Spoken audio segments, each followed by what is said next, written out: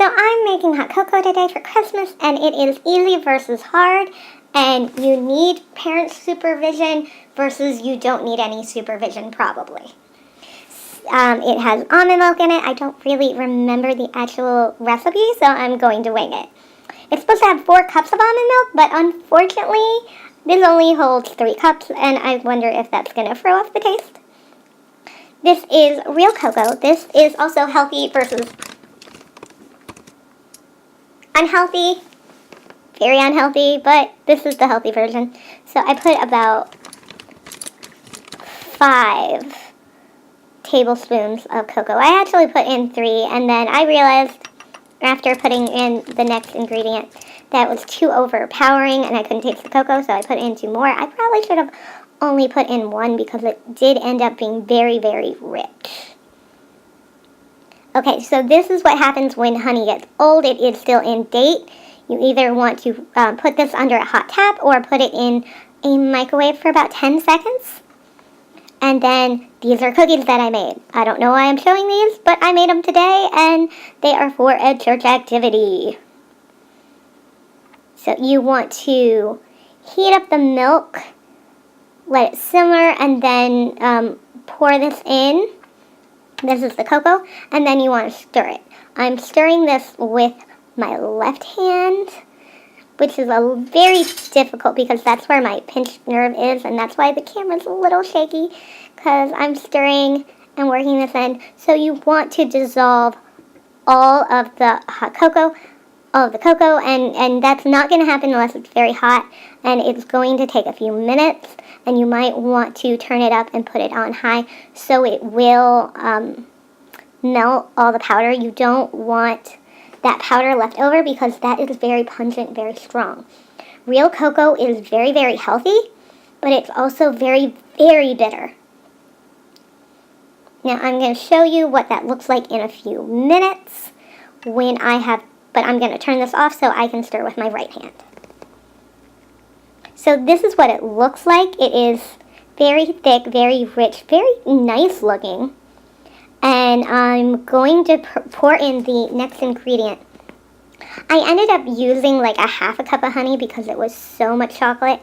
I used too much. Start with a 1/4 cup and then taste it and see if you need any more sweetener. But it ends up tasting a lot like honey, so if you don't like honey, which I don't love honey, you might want to use a different sweetener like stevia or sugar, but this is the healthy version, so I didn't want to use sugar.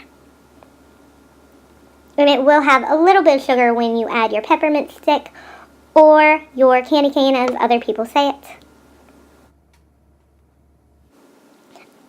Holding a camera and pouring with one hand is not easy.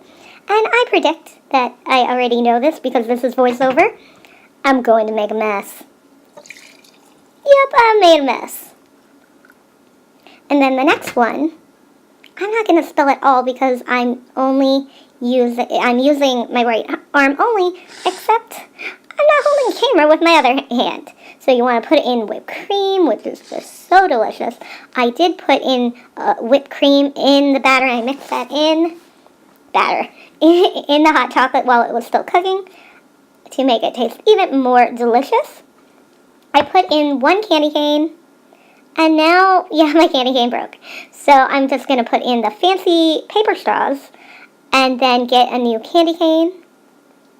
And then we will taste test this after they've been sitting a little while because you want that candy cane to melt inside because that makes it so much more absolutely delicious. It is great. And this is what it ends up looking like. If you make the regular version without, with like Nestle's, it will look a bit cleaner. Now, this is easy versus hard, so I will tell you how to make this yourself because this, you need adult supervision, and this one, not necessarily as long as you're allowed to use the microwave. You take a cup and a half of your preferred liquid. It could be milk. It could be almond milk. I always use almond milk. It could be water. You put a glass and a half, like these mason jars, in the microwave for about a minute to 2 minutes, depending on how powerful your microwave is. Then you put in this packet, you stir it in, then you add your whipped cream and put in your candy cane or peppermint stick, whatever you have.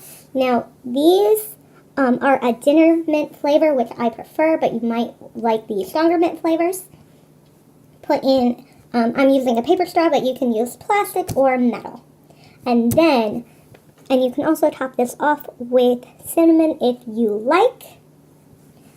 And that is how you make this dish easy. But yes, this is the difficult version that I made today.